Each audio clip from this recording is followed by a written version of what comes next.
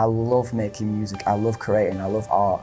Like, it's my favourite thing to do. I do it for fun. If I'm not making music, I'll write a story, I'll draw, I'll make a t-shirt for Drop Dead, whatever. I love that. How did it get so bad that I was saying I want it over with?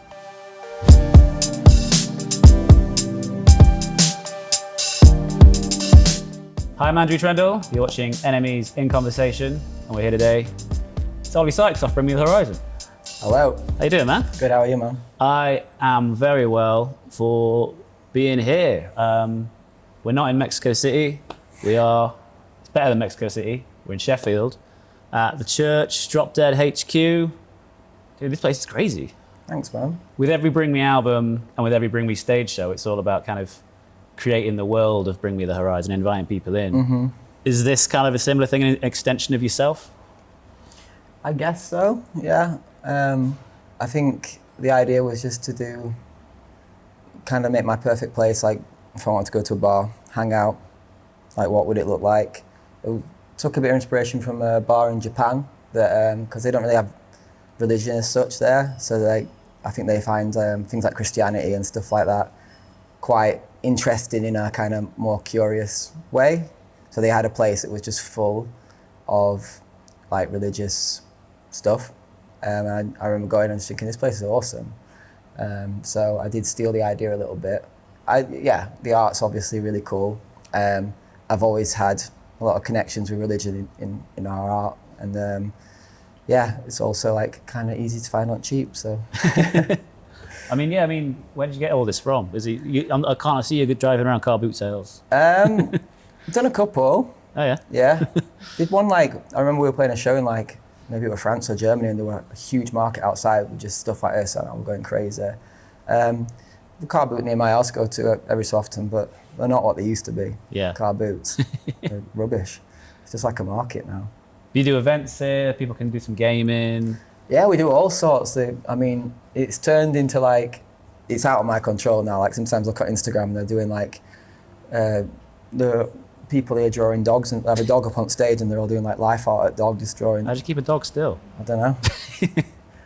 We have films, we have gigs, we have all sorts. So it's cool. I think it's a really cool place for people, especially not normals, do you know what I mean? I think it's a really cool safe space for people, and every time people come here they always seem to be like, I want to stay here forever. Can I have an office? Do you know what I mean? It's I think it's a really good energy. Our staff and everyone at work here are just awesome. So well, they just gave us the tour. They got their own gym, recording studio. I was going to ask if I could buy a membership off you, but no. Anytime you want, man. But anyway, we're not here to sell the church, although it is amazing and you should come. We're here because you dropped an album, haven't you? Mm-hmm. About time. Yeah, I know. Because I remember we had a Zoom in 2020. Might have been around the time Parasite Eve, I think, was coming out, and it was quite spooky because Parasite Eve was about this pandemic, sending everyone underground, scorching the earth, starting again, all came to be. And then you said you might not make an album again, and you had to plan to do 4 EPs in a year. Mm-hmm. But then I guess, things the changed. world wouldn't let you. Yeah. I mean, I think a multitude of reasons. I think we thought we were going to be in lockdown a lot longer than we were. We were in it a long time, but it got to a point where I thought, oh, this is not going away anytime soon. So we thought we could bang out a few EPs in that time. Yeah. We also thought these EPs were going to be a little more humble and a bit of fun. The idea when we started remotely writing is this is going to be a lot more difficult than writing in real life. So let's not, it sounds bad, not saying let's not experiment or push ourselves sonically, but let's do a good solid Bring Me the Horizon record. Let's take everything that we've done over the past few years and put it together and kind of take the path of least resistance in that respect. Now's not the time for us to be writing a, experimental jazz album. Do you know what I mean? It's because it's going to be too difficult. So I think what happened is, we realised a couple of weeks in or months in that it's not that difficult actually, and we did allow ourselves to experiment more than we originally thought, which I think was a perfect combination of briefs for Bring Me Horizon, because I think we're always in danger of going too far, making it too difficult. Yeah. Going, well, how can we make this different? Everything's got to be different. Can't be the same as last time. So everything, even if it's not as good, has got to be different. Yeah. You know what I mean? So I think that original brief of like, do a solid Bring Me Horizon record with the elation of like, oh, this is actually more easy, was perfect for us, because it made us push ourselves sonically and go places like that we haven't gone before, and be a bit more open and fun with it. But also we stuck to the brief of like, let's do a solid Bring Me Horizon album. And I think for our fans, is the perfect, you know, I think if you ask the majority of our fans, if you compare that to our Ammo, a lot of people like, they've gone too far. Do you know what I mean? Whereas like that record is like the perfect mix of everything we've done in our career. Yeah. And I think, so even though we're an EP, it might as well be an album. Well, this is it. Because, I don't know, I think Ammo's kind of, in my mind, Ammo's kind of like your OK Computer. It's like, bring me on, you know, turned up to 11 in every aspect. And then this kind of felt a bit kind of like Kid A in the sense of like scrapping it down, starting again. But yeah. I was going to ask if you felt weird about thinking of survival horror as an EP now, because it's awesome and it's such a full-bodied thing. But I think fans think of it as an album now, don't they? Well, in every sense of the word, it is, because we play 7 songs off that record live. Yeah. We don't play 7 songs off any other record. You know, even Ammo or That's the Spirit of Sempiternal, like, you know, obviously past the point of like when we just had Sempiternal and the other records, we might have played that many songs, but ever since That's the Spirit, we, you know, having to, you know, we play 3 or 4 maybe, not 7. Yeah. Everyone wants to see all these songs.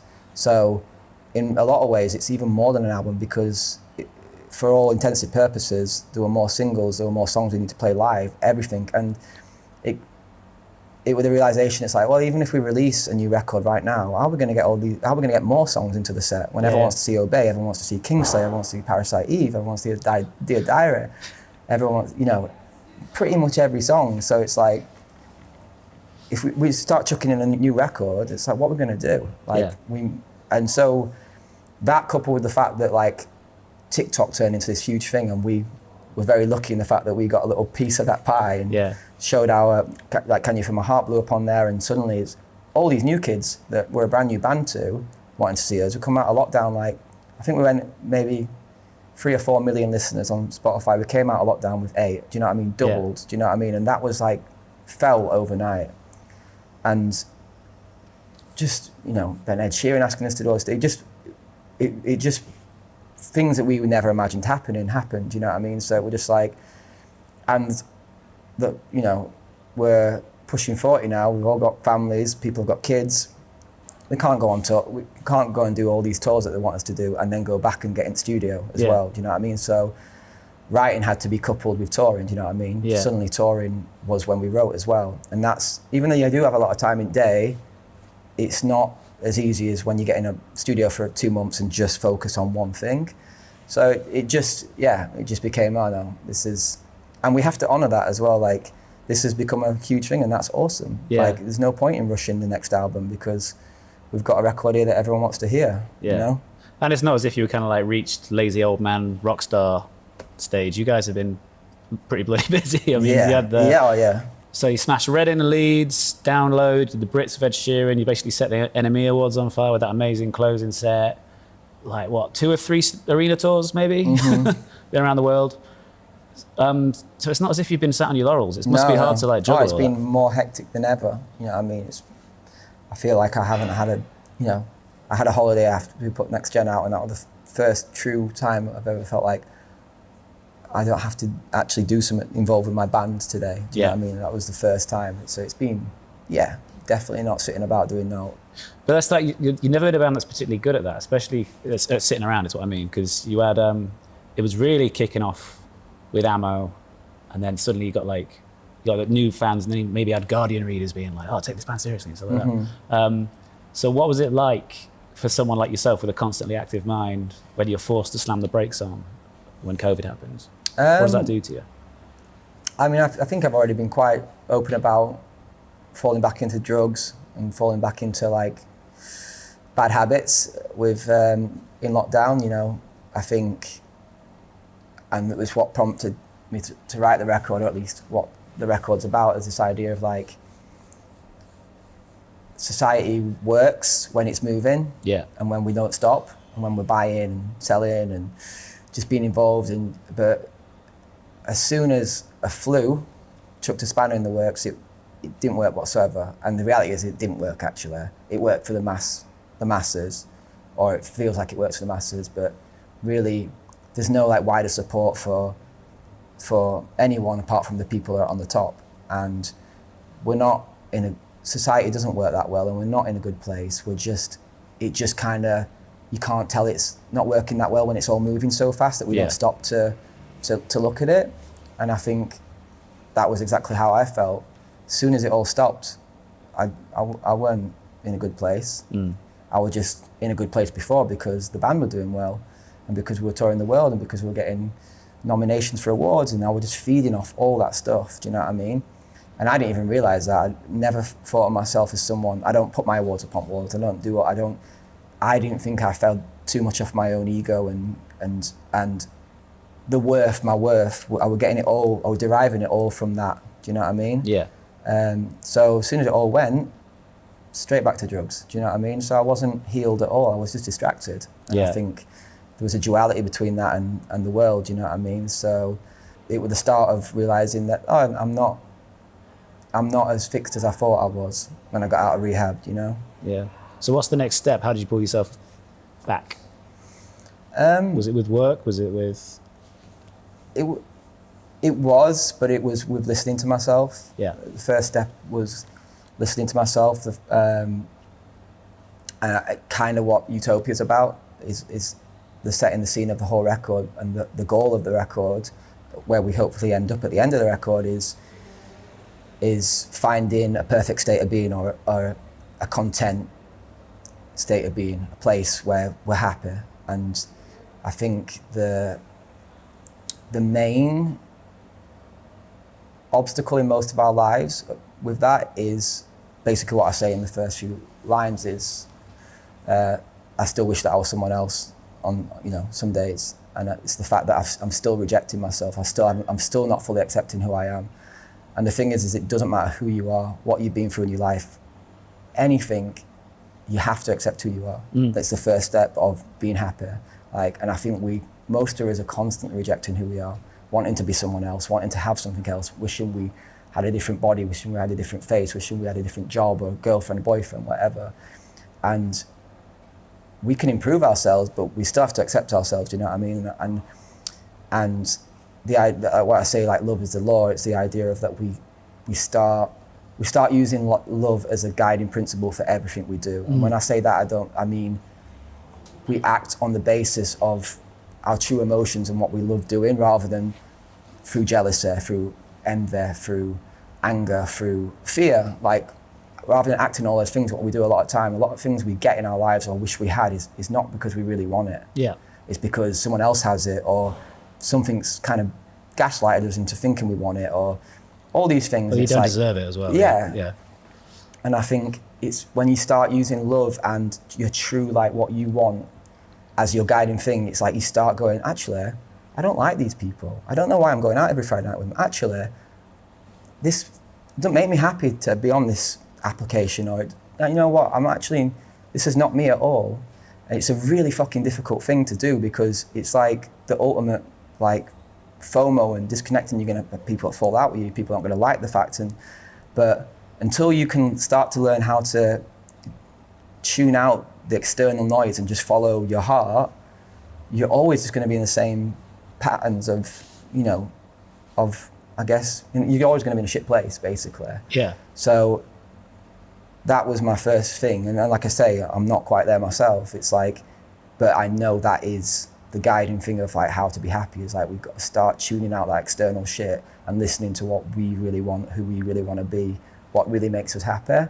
The whole record's a battle between light and dark, and the darkness is almost it is, on a narrative sense, it's this mistress called Miseria that is always luring me or the character back into that dark side, like Kool-Aid, for instance. Yeah. A lot of the choruses is spoken almost from this toxic lover of come here, stuff you fake, give me a hug, I'll love you like nobody else. That's, you know, society is like, just come back. You don't need, you know what I mean? It's like, or limousine, where it's like, again, it's just like, I'll swallow that bile for you. It's a constant battle throughout the record of that, because that side is so much more easier and powerful. Just to give in to that force. It's so much easier than going, no, I'm actually going to go on the long, hard, slow path to contentment. That's so hard. Whereas the other side is so easy, and it's so sexy and dark and romantically, like, you know what I mean? It's like, I like to think of it like dirty nostalgia. When you think of like some, like the nights you used to go out with when you're younger, or the drugs you used to do, it's like, you know, it were bad, but there's this kind of romance. And dirty nostalgia where you're like, oh, I just want to, and that's just so much easier. So it's that first step is to like go, I know it's going to be hard. I know it's not going to be easy, and it's going to be like a lot longer, a lot more of a slog, but and I'm going to fail. Like, and throughout the record, there's like multiple times where I fail. Because everyone who goes on that path is going to fail.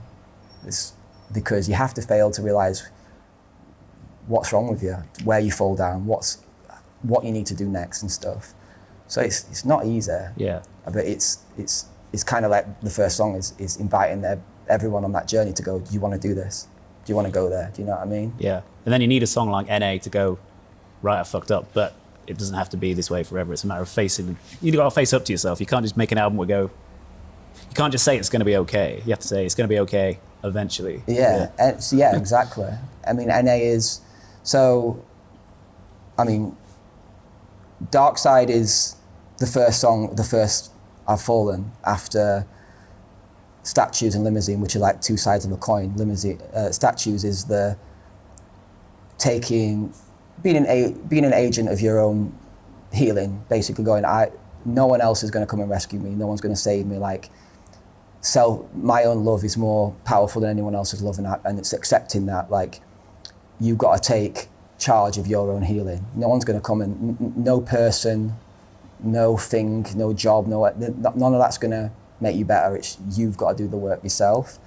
And Limousine's the flip side to that is like, okay, but what if you just did all the, forget that, just come and, like, a limousine for me represents, I mean, that's what a limousine is. You step into a limousine, it's a complete disconnect from reality. And it's a temporary disconnect from reality where it's nothing to do with reality, and it's a hedonistic lifestyle. It just represents all that stuff where it's like, oh, forget about it, come in here, forget all that shit. But you know it can only last so long. It's just a ride. You know what I mean? That you have to step out of. So it's the whole start of the record, as Utopia and Kool-Aid are two sides of a coin. Utopia is the utopic state of being, like paradise. I guess Utopia is the dream, and Kool-Aid's the coma, and Dark Side is the first time I fail. You know, it's the and which we all do. So NA is after I've asked for help and realised I need to go and get more help. It's that feeling of, like, I think for anyone who's not got an addiction or something they really struggle with in a lifetime, I would imagine you would think that the hardest thing to do when you fall off the horse is get back on the horse. But actually it's quite easy to get back on the horse because you've got motivation, you really want to get better. But staying on the horse is the hardest part, because once you get back on the horse, it's such a rough ride. Because once you get back on the horse and you're sober and you're clear again, you go, fuck in hell, I'm back to square one. Everyone hates me. I fucked up. I've let everyone down. I'm so embarrassed. And that is, it's like a burning hot feeling of, like, awareness. And all you want to do is go back to the drugs or go back to the thing that you were doing, because it just takes it all away again. And it's so easy. Whereas that, it's like, fuck, I'm right back at the start. It's the worst fucking feeling ever. And that's why NA is the way it is. It's like, I really fucking wish I were dead right now. I hate myself so much, and I've just messed up all over again. But it's also about, I mean, I call that part of the record the rehab trilogy, because it goes NA, which is the group session, Lost, which is the therapy one-on-one session, and then Strangers, which is a kind of like takeaway of the whole idea of sharing your pain with other people. Yeah. And it's the realization that, like, even though I said earlier, like, about statues, it's like you have to be in charge of your own healing.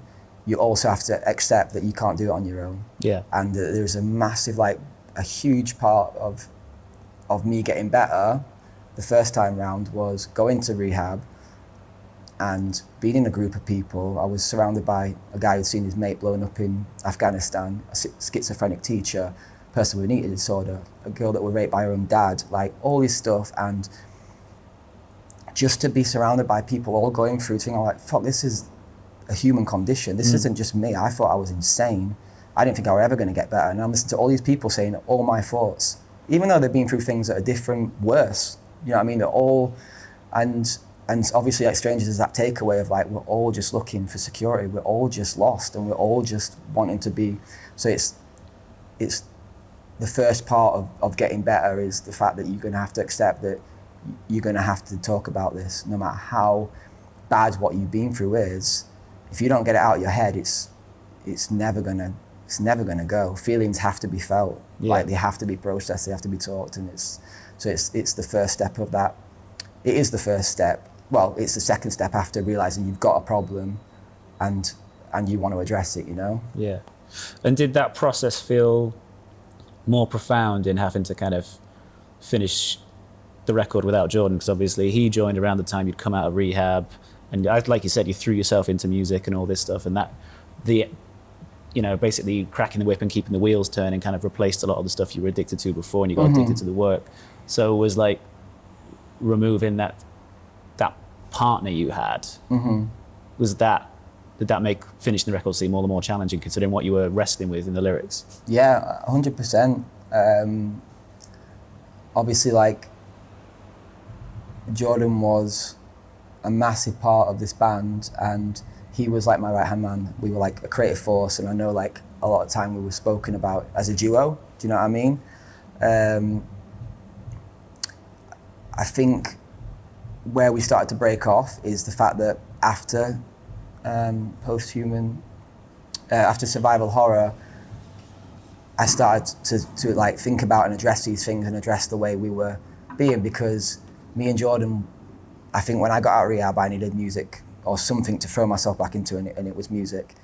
And Jordan was in a really cool band that wasn't getting anywhere, and he was surrounded by members that weren't really helping that either, and he just wanted to write, and he just wanted to create. And I think both of us came together when we needed each other, and it's like we just didn't stop. Yeah. We just got in, and we just never stopped, and we slowly started unknowingly kind of pushing the band out, and it would just the Ollie and Jordan show, and it was just us two. And because we could do everything fast, and because we were always up for writing, we're doing it without asking anyone. If other people couldn't do it, it's like, okay, we'll do it. Lee can't make it today, okay, we'll do guitar and synth. Do you know what I mean? It's like, and I think there is a danger in being addicted to anything. Do you know what I mean? And I think I realized I was addicted to that part of just not stopping, and that fear of, like, if we stop, we're going to drop off. Yeah. Like, the band's not going to be big anymore. Someone's going to take over. Someone's going to be bigger and better than us, and blah blah blah. And it was like really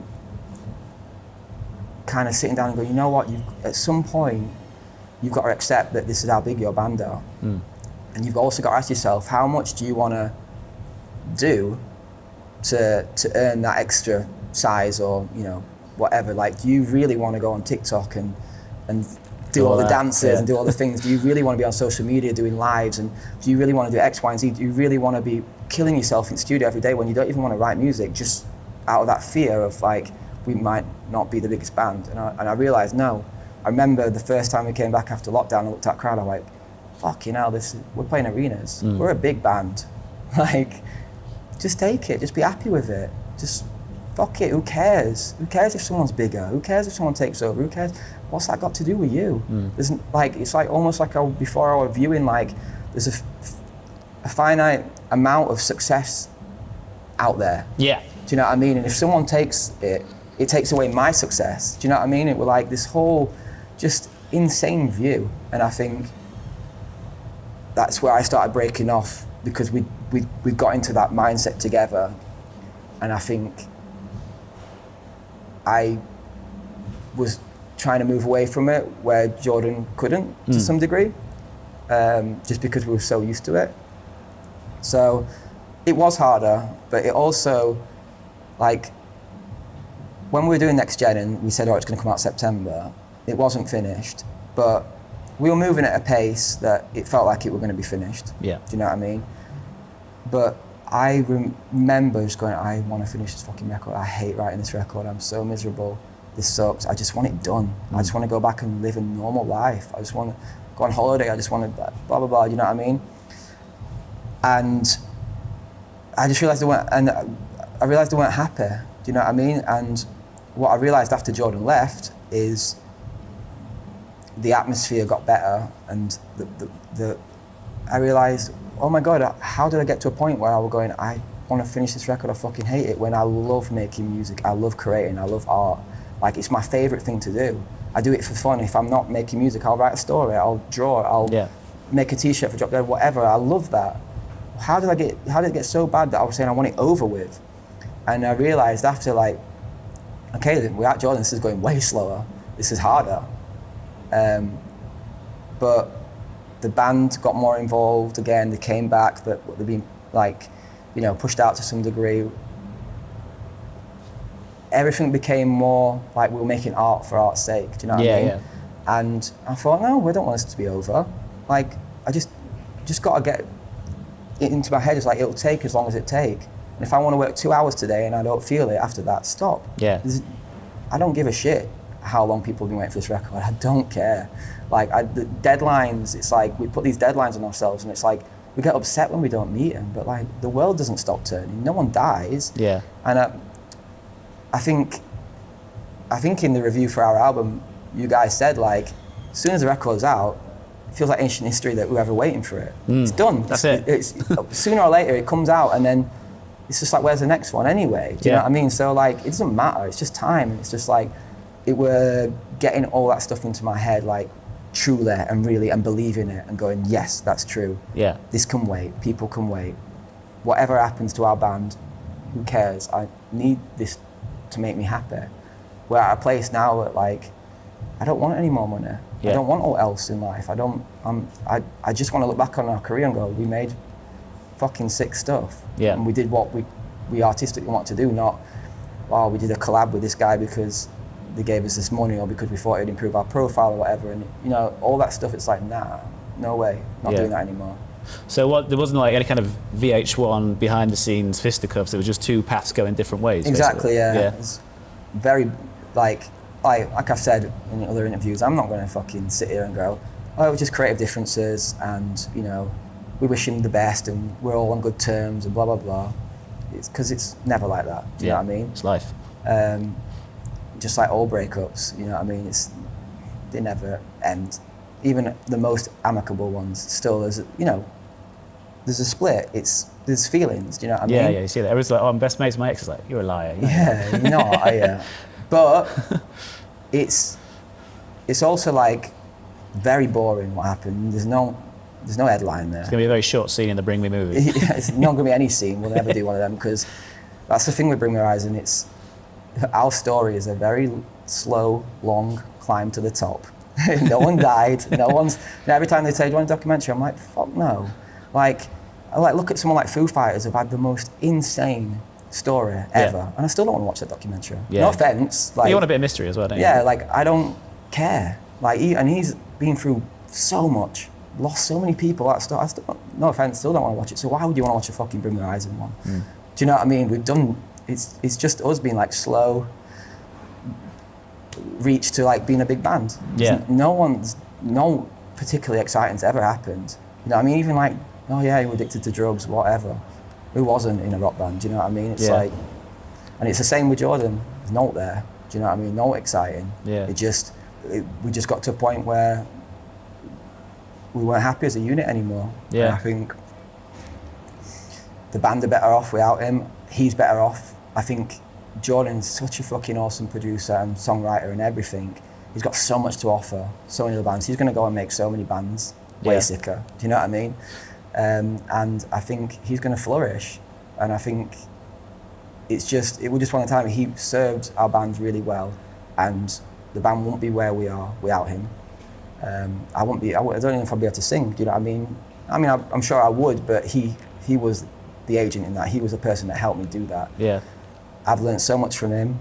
I think he's learned a lot from me, and I think it's just, and I also I'm sure one day we'll see each other again and we'll talk, and nothing's happened where it couldn't be sorted out over a drink, you know what I mean? So yeah, it's that. Yeah, that's life. You pick up little pieces of all the people you know and the people you meet and the people you love, and like Jordan's DNA is going to stay and bring me in some sense, but then you've rediscovered the chemistry with the rest of the guys, right? Because that's at the heart of when you see you guys live on the stage, you go, they're a band. They're not just four individuals, they're a band. So you'd still sense Jordan's DNA, but you're also appreciating the chemistry with the other three, right? Yeah, totally.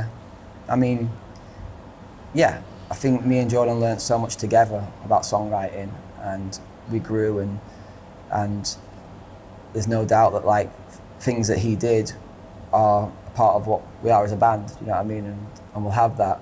But also before Jordan came in the band, our band were always, I think every album we've ever done just got better. Yeah. You know what I mean? Personally, like from Count Your Blessings, we've just always pushed ourselves to experiment, to get better as songwriters, to do something different, to go somewhere we haven't been before.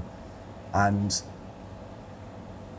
although I'll agree Sempiternal were a big jump from There Is a Hell, it was always the trajectory that we were on. Yeah. We were already messing with electronics, we were already trying to be something no one's heard before. We're always trying to push what it meant to be a metalcore band, you know what I mean? And I think it's the same now. It's like, I've always had such a strong vision for our songs and for our records that like, we will get there one way or another, whoever it is. And obviously who we work with and it does affect that vision. That vision will change and evolve and grow.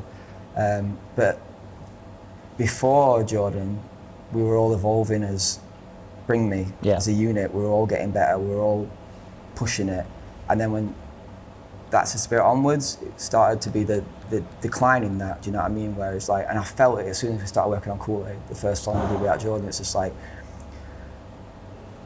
I think we just got so used to like post-pandemic writing of like, you can do everything on a computer, so just do it. Yeah. That we forgot like, how's Matt gonna feel if he doesn't play the drums live, or even just have his own stamp on them? Do you know what I mean? How's Lee gonna feel, or what we're gonna miss by just writing the riff on synth and not having Lee come in and play it and add his own cadence and vibe to it, and all this stuff that just instantly, as soon as we start working Kool-Aid, I was like, fuck, we've been missing something that we haven't had for a long time. And what does someone like Daniel Lancaster bring to the table then? Is he just, because he's not like, he's a producer in the more traditional sense of like, give me the keys, I'll give you a lift, rather than, yeah. He's a nutter. He's fucking so sick. I've been working with him for a while on My Wife Illicit stuff. Yeah, which is also ace, check it out. Yeah, so we've had like a good, and he's always brought so much to, like I've just always seen it. I've always wanted to work with him, and it was actually another reason he was kind of not allowed. So when Jordan left, it opened up a role for him, and he's like, I've never met someone who can just like, every time we work with songwriters before, every time they do a melody or whatever, I'm always like, okay, what else you got? Yeah. Okay, what else you got? And we're trying to figure out together. I don't know if he just got luckier on a roll, but every single melody that guy's come out with initially, I'm like, that's the one. All right, that's what we're going with. Let's work on that one. I can feel it. And it's like he has this really unique ability to like truly tune in with what we're doing and go, what's it saying? Yeah. What kind of, and he worked on Kool-Aid with me, the first song. And I've always wanted to be a bit more like, have those falsetto, you kind of like, I was like, imagine if Radiohead did a metalcore song, what would it sound like? Do you know what I mean? And it were like, and as soon as I went, that's it. And and he even challenged sometimes like, nobody loves you like I love you. I was like, it's too weird. It's too weird for like, we'll do that as a B part, you know what I mean? And then slowly I went, no, there's something there. And he's just, time and time again, as just like, and it's just, I think that freshness as well, I think before I think we might have started to get stuck in it, and I think that's why we weren't getting stuff a lot, because we were finding ourselves in old patterns, trying to get this, mining the same places that we'd already been like milked. Do you know what I mean? So it was so refreshing to have someone with completely different, that I'd not worked with us at all, to come in and just offer this new sense of things. So yeah, he's like, him and Zach Savini are like, you know, the knights in shining armor for this record. They really came in at the 11th hour and helped me, and helped us kind of get those last bits that we needed. Do you know what I mean? Yeah. We got some really surprising collaborators on the record. I mean, we love Aurora Enemy, don't we, Dean? We do. We know she loves metal, but people might be surprised to see someone like Aurora on this record. I mean, how did you land on that? I just messaged on Instagram with the song. I don't know why I kind of thought that she liked metal or had an inkling, and maybe also had some reason to believe that she might like our band. I know she's connected on some levels with Sigrid, and maybe I heard from the manager, oh yeah, Aurora likes you too and stuff. So I didn't know it, but like, I thought, oh, shoot my shot, you know what I mean? I knew what I wanted on that song, and it was like someone to bring something that could level it up on a different level, like someone with like a really ethereal, haunting, beautiful, like deep voice, because we'd already finished the song and I was on all the verse and everything, and I was like, I don't just want someone who's just going to come and do what I'm doing. Like, I want someone to like elevate it and take it somewhere else. Obviously, like, the song itself is very Deftones influenced, almost to a point of parody. So we wanted something that could help us also, like you know, for this whole record, it's like we're happy to admit that like they're all very nostalgic homages to like loads of bands, but it's like also felt very important that we do something where we're pushing it as well to make it our own, put our own stamp on it. And yeah, Aurora in my head could be that person that did that, helped elevate the song to something that feels exotic and different, you know. So I messaged on Instagram. I see that she's read it, and just nothing. I'm like, okay, I thought it was a long shot. And 10 days later, just as we pretty much confirmed someone else, which is really annoying and shitty of us, but we thought it kind of happened where we like started exploring other people, found an artist, they said yes. But while we were waiting for them to say yes, she messaged me, so I messaged management, oh, I was going to do it right, and oh, so-and-so's already just said yes. I'm like, fuck. So I'm obviously not going to mention, but I really hope we haven't burnt our bridge with them. But yeah, Aurora got back to me 10 days later. I've just listened to it, oh my God, in all caps lock, a million times yes, I love this so much. I'm doing it, when, just let me know.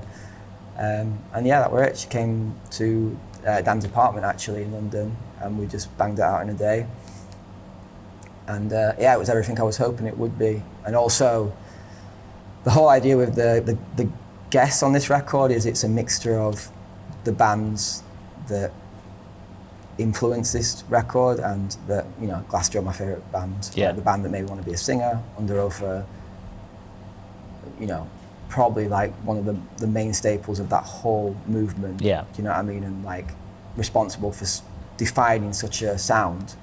But then also like, who are tomorrow's stars? Yeah. What do they look like? Do you know what I mean? And Uze was obviously one, just for the way they treat music. Yeah. The way that they just go, here's a bunch of paint on the wall. Here's me doing System of a Down karaoke version. I don't give a fuck. Like, I don't give a fuck what anyone says. And almost like getting to work with them, seeing that all that, it seems like chaos from the outside, but it's not. They know what they're doing. Like, when we sent the song to them for their record, they said no to about, I must have sent 12 songs. Yeah. All were like heavy riff and then like a bit of an 808 verse, thinking, oh, they'll love this, you know what I mean? You'll be able to rap over this verse. And they're like, nah. They're like, I need the real shit, man. Where's the real shit? Where's Sleepwalking? Where's this? I'm like, oh, if you don't like this, what are we like doing? And then I said, I've got this one, but it's too heavy, and sent the Werewolf track. and they're like, 100%, this is it, this is the one. So like, fuck, they know exactly what they want. Yeah. So even though it might seem from the outside that they're just mental, they're not. Do you know what I mean? They are, but there's definitely a vision there. And then Aurora for me is like what a pop star should be, what the next wave of pop stars should look like. Yeah. Someone that has the songs, but is a real person, that doesn't dare to speak what they believe in. Yeah, gives a shit. What gives a shit about the world. Yeah. Doesn't care about cutting ties with a sponsor that's based in a certain country by saying something that's going to go and don't care about how their political views is going to divide their fan base. Doesn't care about burping or being a real person or whatever. You know what I mean? Just like we've had that, haven't we, Dean? It's like it's wholesome, and I know that sounds like a bit square, but it's like they're singing about real things that mean stuff. But it's and don't get me wrong, like Dua Lipa and all the big pop stars are awesome, but I do sometimes get the sense like, how many times can you sing about dancing, a lover, yeah, not being good enough, or like, are you the one? Do you know what I mean? Like, how many times can you? And I do find that with a lot of pop albums, it's like you found the thing that makes you big, and you're sticking to it. Yeah. Do you know what I mean? It's like, whereas like Aurora, it's just again, it's like a constant desire to be something more, yeah, and push pop and use that platform for good. And I just think she is what the next wave of pop stars will look like. Do you know what I mean? I don't think kids will. I think the younger generation will want something with something tangible, something with actual like substance, Similarly, getting Spencer from Underoath on the record, yeah, only he could sing that line, right? Mm-hmm. That song's Israel-Palestine, right? And sort of, it's about the world's interaction with conflict. Yeah. Yeah. I think it's a good one to explain actually, because although I find it quite funny, people getting upset about us about an anti-religious line, bearing in mind what we've had in our, in the past. I've kind of been open about my views on organised religion, although I think I'd like to say that like I've never been like actively against organised religion, or at least my views have definitely softened to it as I've grown older and stuff. And obviously when you're like young 20s and had my own reasons for rejecting that kind of stuff. I've got a lot of friends. I've got 2 friends in the last couple of years that have both turned to faith, and I've seen how it's helped them profoundly. Like a guy in America who lost a family member and turned to it. I've seen how much that's helped them as a person, and a really close friend here in England as well that I never would have imagined, told me like, I just feel like I've got a purpose. And I think if organised religion can bring out the good in you, that's brilliant. And I think faith, while I don't think faith is necessary for contentment, I think having some kind of faith, even if it's just the belief that I believe I believe in a higher power, I believe I have a guardian angel, I believe there's too many times where I should be dead, or I should be in prison, or and something has pulled me out. I believe that. Would I die for that belief? I don't know, but there's nothing wrong, and I think it's good and healthy to have those little beliefs, even if it's like I believe 11/11 means everything's good today. Do you know what I mean? Whatever it is, I think there's no harm, and it's good to believe, because there's definitely something bigger. There's definitely something, whatever it is, whether it's conscious or not. It's I personally believe in a higher power, and I would consider myself spiritual. So, although anyone who needs our band to be religious for them to like us, I'm sorry, that's not going to happen. But that song is not at all anything to do with a slight at God or Jesus or anything. It's intended to be like a critique of the conflict in Israel and Palestine, and it's kind of, the whole idea is it's spoken from the imagined perspective of a war victim, so it's always coming from their mouthpiece.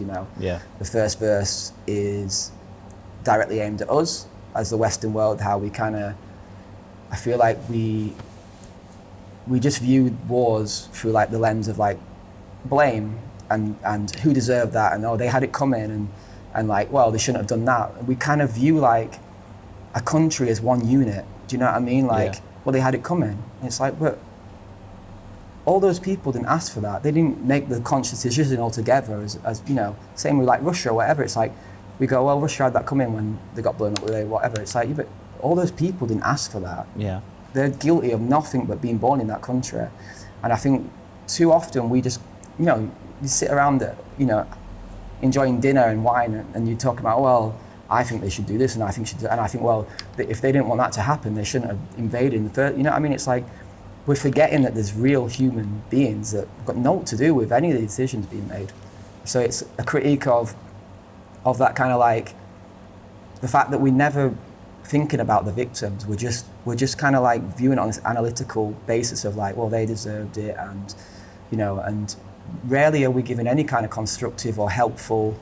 We're not going, oh, I want to help, I want to change. We just minute silence, nice one. Do you know what I mean? It's like, and then the second verse with the lyric that offended a lot of people is this war victim hitting back at the powers that be. The whole idea is of the Jesus killing twice is this kind of meant to encapsulate this kind of anger and despair at the people in power, that even if someone as significant as Jesus returns, they just kill him again, because anyone that comes and advocates for peace or change or opposes moral, you know, beliefs, just nearly always, every time we've seen that in history, they're just quashed, you know what I mean? So it's the idea, obviously the lyric was influenced by the location of the conflict, do you know what I mean? This idea that if he was to return, just kill him again, because you don't want anyone, the same way as the I'm sorry did my back hurt your knife lyric is, the idea is like, oh, I'm sorry if I've upset you because I've called you out for what you're doing. People in power usually just shift the blame onto the oppressed and go and get angry at them for calling them out for their oppressive nature, do you know what I mean? So yeah, the whole song's definitely more, well, it is about, it's not to do with religion, to be honest. The only reason Jesus came up is because of the location of the conflict. So yeah, I feel like it's kind of important to that, because when I asked Spencer to sing it, and he said, well, I'm not religious anymore, so I don't care. And I'm like, yeah, but I want you to know that it's not just for shock. It's not just to be edgy. You know what I mean? There's a reason here, and I think if anyone goes back and reads those lyrics as a whole, it's actually quite obvious. Yeah. Well, it speaks to the theme of the record. It's a human record. It's about progress. It's about change. It's about finding peace. So I just wanted to end by saying, if Posthuman Part 1 was about scorching the earth, we're all fucked, we're all doomed, this is a record about finding peace, finding progress, finding answers. Where does the art go next? That's an interesting one, because it's, like I said, that the whole record there's a proper narrative there that actually explains the first record and the whole progress. I've realised what I've been doing for years is building this world in my head and not telling anyone about it. And this is the first record I'm going to tell everyone. But I also don't want to bore anyone who just wants to hear the music. So that narrative, that whole thing for everything is hidden.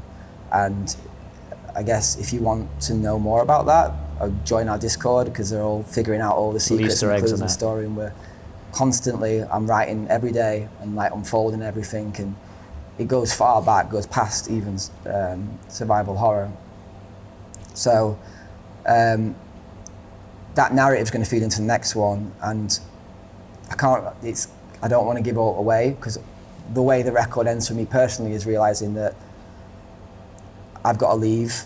I've got to end a lot of relationships. I've got to leave my own country. I've got to get away, and I've got to kind of kill a part of myself, and realizing I can't heal in the place that made me sick. And that's why that last song on the record feels a bit like a suicide note or a goodbye letter. It's me realizing like it's like a bittersweet ending of like I'm fully on this path now of healing, but it's gonna mean I've got to kind of kill a part of myself.